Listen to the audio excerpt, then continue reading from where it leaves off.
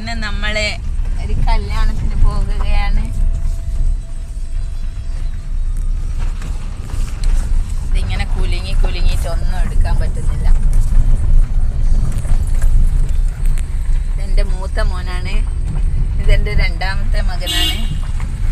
നല്ല അനുസരണയുള്ള നല്ല മക്കളാണ്, പറഞ്ഞാൽ കേൾക്കുന്ന എൻ്റെ പൊന്നോമനകളാണ്. ഇതെൻ്റെ പ്രിയപ്പെട്ട ഭർത്താവാണ്,